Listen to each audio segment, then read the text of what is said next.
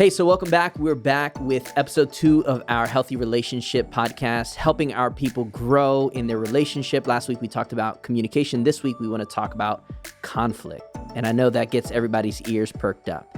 We don't like to talk about it, but it's a natural part of life. It is a natural part of our families, our friends, our coworkers. And today we have Eric Bryant, who's part of our executive pastor team, as well as our South Campus pastor, and Hannah Ojeda, who oversees our arts over all of our campuses, as well as is the worship pastor at our South Campus. So thank you guys for being with us today. Yeah. So as we talk about conflict, it is something natural that we have to work through, but we avoid it at all costs. When you hear conflict, like what does that mean to you? Initially, what do you hear when you hear the word conflict? Well, as someone who grew up as a conflict avoider, it makes me anxious, makes me want to eat a comfort food. I'm not naturally someone who likes conflict, but as I've grown over the years, I've began to see some of the beauty that can come on the other side of conflict. Yeah, Hannah, what do you hear when you hear conflict? I feel like it's taken a lot of rewiring for my brain, like similar to Eric, to think like, okay, this isn't a negative connotation associated with this word, that I've tried to really reframe my brain, and I've experienced enough of it now to where it's an opportunity. Yeah, that's great. So here's one question. What do you wish you knew about resolving conflicts then in the past, maybe when they didn't go so well, that you know now that can really help people? I'm going to start with you, Hannah. What is something that you that is a great conflict resolution tool that you use now that maybe you wish you used back then or can be helpful to others listening? Yeah, I think there are a couple things that come to mind. Like one of them is that earlier on, like in my when I first started working in ministry, I think I had this view of to be like Christ was to be like really kind. And so that meant being conflict avoidant, like that wasn't something that was Christ-like, was to disagree with people or to have conflict. And so I think it's just been like exploring more of the teachings of Jesus and seeing like he wasn't actually afraid to mince words or to step into those spaces, that he did it in truth and in love, and that there is a way to do it in a healthy way.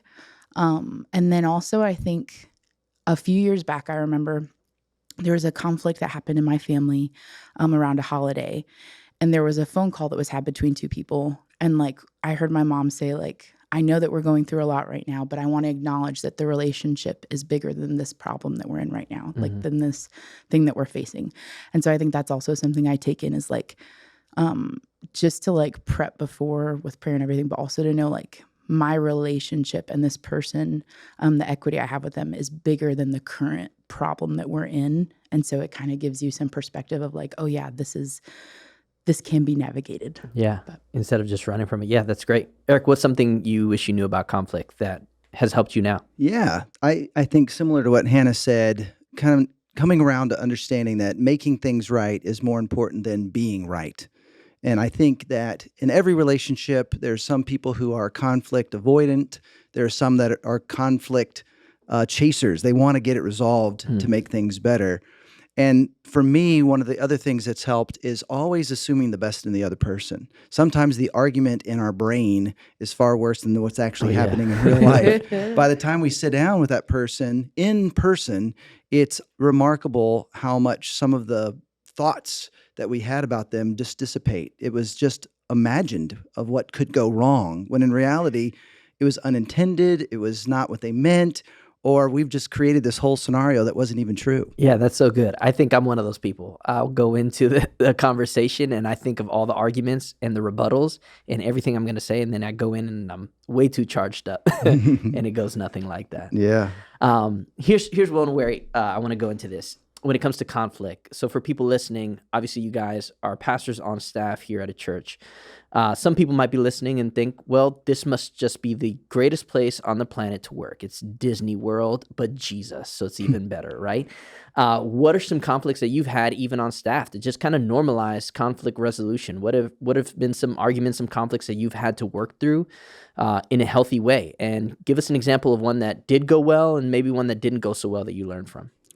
Well, Gallup, I think it was, determined that in every workplace, church or otherwise, management spends about 25 to 40% of their time navigating through conflict. That's like 1 to almost 2 days a week helping people kind of work through their issues. And 80% of all employees who leave, it's often over an unresolved conflict where they work. Wow. And so it's very, very common. And I've had experiences at Gateway, at Mosaic, and other churches and other places that I've worked where I've just realized conflict is unavoidable. It's a matter of how do you work through it in a healthy way. And so one time I was here at Gateway and I was in a conversation with someone, and we're organized in kind of a unique way because we have multiple campuses. We also have a team called Campus Services that serves all the campuses. And so my job as a campus pastor is to, how do we best serve South Austin? Well, the campus services person is trying to, how can we do this more efficiently, more effectively? So one of the guys who was helping with campus services and I just always did not see things eye to eye. And I remember talking to him saying, if we weren't in these roles that seemed to be opposing each other, we'd get along great. And he agreed. We really liked hanging out with each other. But all of a sudden, when it came to making decisions and moving forward, we seemed to be stuck. And so Charles pulled us together. That one of his strengths is harmony. And he really is great at helping us navigate these kind of things. And I remember sitting down with him, and he was just saying all these things that were really triggering me, to the point where I got up and I started yelling. And that's not how I normally want to spend my moments. And then he goes, "There, now I know you care." And I remember thinking, his whole goal was to fire me up and to trigger me. There's something wrong with that, And eventually we came to make peace in that relationship, and things have gotten far better. He's not at Gateway anymore. But I do feel like part of what's helped me navigate better is going through recovery myself and realizing how much of the triggers that even for that particular guy, how he triggered me, it had so much more to do with some of my wounds and less to do even with the current circumstances. My overreaction was based entirely on unresolved conflict with other people in my life. And so for me, being at Gateway has been a very healing experience, and it doesn't mean there's less conflict. I just now know how to navigate it and not take things as personally or not avoid it, but also know when those triggers are getting hit so that I can know what to do when they do. Right. That's great. So conflict resolution, what I'm hearing, isn't so much, hey, you've got all these brand new tools, but sometimes it's unlearning something of what you spoke to as well, or even going back and saying, oh, what is a lie that I'm hearing in my head when this person says X, Y, and Z? Yeah. Hannah, I would love to hear from you. What are some ways that you've either resolved conflict well or not so well, and what things can we learn from it, whether it's staff or even leading volunteers and leading people closer to Jesus in your role? Yeah. I think a big one for me is having walked through recovery, to Eric's point, is going into those conversations seeking to understand rather than to be heard. Because I know my default is to it's the argument you have in your head, like you were talking about, going in and being like, I know what I'm going to say to every response. I know how I'm going to go off, and just backing up and going, okay, how can I actually go into this conversation trying to understand and have compassion for where that person's coming from, to put myself in their shoes and really understand where they're coming from. But I also work with a lot of really creative people, which is a blessing and a curse. Yeah. They're really passionate people. About their ideas, all that. Right. Yeah. And, creative ideas for them, they're not just these things that, you're just blasting out. It's there's so much of, you've put time and effort and your heart and soul into something. And so there's a lot of personal ties to each project and investment that people hold in those things. So I think learning too that like as I get older that it's about compromise. Like you're not always going to get everything that you want, and trying to like lead my team in that also is that like, okay, what are the things, like what are the hills that we're going to die on, that like we're not willing to bend on this. This is really important and we want to prioritize those things. But in the other ways, like how can we kind of like bend and give a little bit? How can we come to a mutual understanding of like, hey, is this really worth digging in? And like you're talking about, like, is it worth being right or is it worth the relationship? And what are the things that I can give in this? So that's helped a lot. There's compromise, there's self-awareness and recovery. I want to go even a step further. In your guys' working relationship, how have you navigated conflict? You've given us some tools, you've shared some things, but how have you guys maybe missed each other in some ways, but also because I just really value the way that you guys work together and your relationship, that it's so harmonious, where sometimes maybe a campus pastor and a worship pastor, they're sometimes at odds and there isn't this unison, but you guys do it so well. So what things have helped you guys work really well over these last 4 or 5 years? Well, I mean, I trust Hannah completely. You know, she is really good at what she's called to do. But I feel like, I'm sure I was probably very micromanaging at first, and probably even still some today. And she lets me, kind of send those crazy texts in the middle of a service, trying to fix this or fix that. Yeah, I'll get them. You've got some of those too.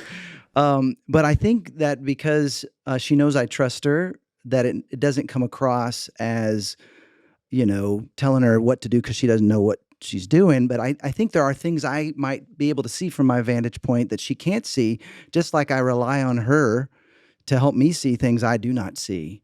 And even I think for us, when we've been uncertain about a decision and she's had to just kind of, okay, whatever, she just goes with what I'm thinking, or I just go with what she's thinking.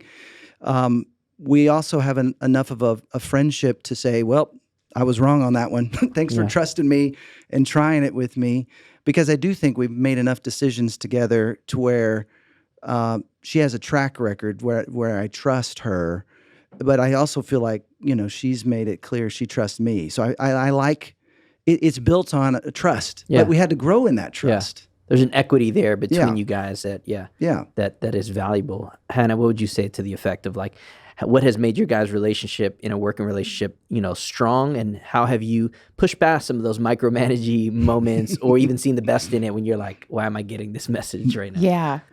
I think when I first came into the role I was really young and just didn't like, I was out of my depth in a lot of ways. Mm-hmm. And so even though like you probably felt like you were being micromanaging, and that might have been the case sometimes, but I think like it actually, in that season of life, it served me pretty well, because it was like having constant help too and support in that. So I think, probably initially I needed more guidance and leading and shepherding in that way. But I also feel, to your point, like it's years of like trust and equity. And I think you've also given me a safe place to like fail sometimes and to get it wrong. Like you've given me a safe place to land in that, where it's like, it might not be the right decision, but it's your call. Like you've given me enough opportunities like that to where I've felt safe enough to find kind of my own way and my own voice. And like in turn too, I feel like, I think you give me freedom to lead in the things that you feel like I have gifting or authority in, but also just like getting to glean from the years you have in ministry, like that I don't have, and the experience you have. And like public speaking is not my gift. It's not my forte. So really just all the coaching too that Eric offers, and just like the spiritual leadership has been a big part, I think, in that trust building, and just like feeling really championed and supported by him too. That's great. So that helps when you go into those conversations where you're like, I disagree on this, or I'm really going to dig in. It feels safe to dig in, to do that in that way. 'Cause I know like I'm loved and supported. That's great. That's awesome. What scripture or story in scripture do you go to when you're going to enter into some of those conversations? Like, what helps guide you? What is a verse that you go to when you know you're going to enter into a difficult conversation, or you're dealing with a difficult person and it's a chronic difficult person? What do you like? What verses come to mind, or what stories come to mind, or what attributes of Jesus come to mind when you're dealing with some of those situations? Go ahead. I think one for me, this might seem weird, but the story of the rich young ruler is one that I go to, because I think there can be a tendency, I think, if you have like just a heart for people and to love them, and you're working in ministry, so there's a pastoring element, that there can be kind of this like savior mentality of like, okay, if someone starts to stray, or if you see someone kind of like making some decisions in life and you're trying to bring them back in, or like lead them to Jesus. And it's like in that story, how it says like he walked away sad, the rich young ruler, like he was like, what do you have to do? And you have to, he continues to, like check all these boxes. Like, I've done these things, I've given up these things. But when he says like, give away all your riches, like give away all your worldly things. And like that for him is kind of the line in the sand of like, I don't know if I'm willing to do that. And then it says he walks away sad. Like, the reality is that I think some people might, and that like, it's not, Jesus doesn't like go chasing after that person. It's like, wait, it's really worth it. Like, I'm worth it. It's just kind of like, okay, then like, that's your decision. But he's always the invitation, right? Like he always has a seat at the table for us. And then there's the other story too about, we reference a lot in that song, like Reckless Love too, about like he leaves the 99 for the one. I think for me in that too, like another, I'm giving like more boundaried examples, but it says like the good shepherd, God is the one who goes after the one, right? It's not necessarily our job to go chasing after that person. Like, only God can bring that person to a place of heart transformation and to a point where they're willing to be humble and be willing to let him do that work in them. And so in that too, I think that's like another one that comes to mind. But so what I'm hearing you say is almost like, hey, I'm going to do everything I can as a Christ follower to live in the right way, to show somebody grace and truth and love. And then, but if they're still bent on miscommunication, then there's only so much that I can do about that. Yeah. Is that kind of right? Yeah. Eric, what would you say? What are some verses that come to mind, or some stories that come to mind that really help you navigate when you feel like, I've had enough of this person, I feel like giving up on them? What are some things that help you? Well, there's so many great examples from the scriptures. And I love, Hannah, that you brought up the rich young ruler, because you see Jesus sometimes started with truth. And then other times he started with grace, like the woman caught in the act of adultery. And both times, truth and love were involved, but he knew how to start with each. And in both cases, you had some of the religious leaders that Jesus spoke harshly to who came around and followed him: Nicodemus, Joseph of Arimathea. And then he was also kind to sinners and, tax collectors, and some of them followed him. But there's this interesting thing in the scriptures where Jesus says, if you've offended someone, go and make things right. And then he says, if you've been offended, go and make things right. One's Matthew 18, one's Matthew 5. And so it seems like, well, was Jesus confused? Because he's telling the offended to go, but he's also telling the offender to go. Or did he know that one of us is probably not going to do it? Oh, that's good. And so in the end, if you've been offended, it's your responsibility to try and make things right. If you've offended someone, go and make things right. And in doing so, especially Matthew 18 gives us a nice little step-by-step example of sit down in person, don't text them, don't tweet at them or whatever you do nowadays. It's one of those things where when you sit in person, a lot of the defenses can dissipate. And then you have a conversation, again, assuming the best. And if that doesn't work, bring in someone that loves both of you to try to help you navigate it. If that doesn't work, bring in church leadership, your life group leader or a pastor. And if that doesn't work, as scriptures say, to treat them as you would a pagan or tax collector. It's a funny thing for Jesus to say, because he was really kind to pagans and tax collectors. He was actually trying to win over the pagan and tax collectors. So I feel like there's an impetus to be overly willing to forgive. Doesn't mean there aren't consequences. It doesn't mean you get walked over, but you are willing to die to self in order to make things right. You're willing to say, you know what? I think another way might be better, but let's go with your way, and I will be your biggest cheerleader and fan in the process. Yeah. So some compromise there, yeah. I want to end with this question. In a time in society which I love, that we are all about protecting our mental health, protecting our energy, our spirit, we are quick, though, to cancel people and quick to say, you know what, this person is raising too much toxicity in my life. I need to just cut them out of my life. What would you say to the person who's listening who maybe is a Christ follower or just checking out Christianity and wanting to be a better human, coworker, friend, family? Why is it worth it to not give up on people and to actually push through the conflict? I want to start with you, Hannah. Why is it worth it? Why should somebody, if somebody's at the threshold of saying, should I cut this person out of my life or should I continue to pursue them? Maybe how do I know what that threshold is? And if so, why should I continue to try to make things right? I think if we're following Jesus and we consider ourselves like in the family of God, like he says that we've been adopted in, then part of it is like it's our birthright to participate in grace and forgiveness because like we've been forgiven much.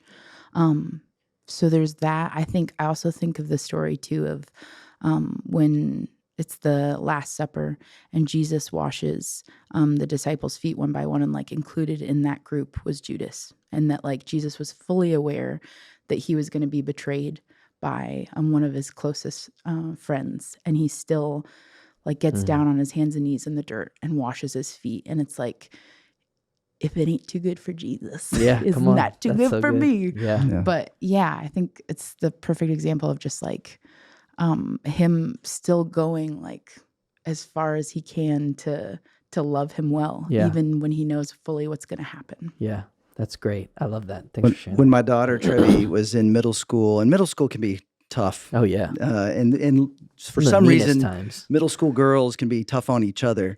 And she had a friend that kept offending her and hurting her feelings. And she said, well, how many times do I have to forgive her? And I said, well, you know, Jesus actually talked about this. Do you remember what Jesus said? How many times we should forgive? And she's like, oh yeah, that's right. To infinity and beyond. And I was like, no, that was Buzz Lightyear. but the same sentiment. And interestingly enough, as Trevi got a little older, for those of you who are parents of teenagers, you know, sometimes those teenagers can be the ones you want to give up on. Mm-hmm. And Trevi and I just had a lot of conflict, and we could not seem to not trigger each other. Couldn't have any meaningful conversation. It felt like for a couple years. And I had a chance to go on sabbatical. I'd been serving here for 7 years. And during that sabbatical, I just had this sense from God. I like to journal my prayers. And I had this thought like, you should do that with Trevi. And so I started a little journal with her, and I just wrote, I love you. I'm for you. I know sometimes it's hard for us to talk about meaningful things without getting upset. And it wasn't just her getting upset. I was getting upset.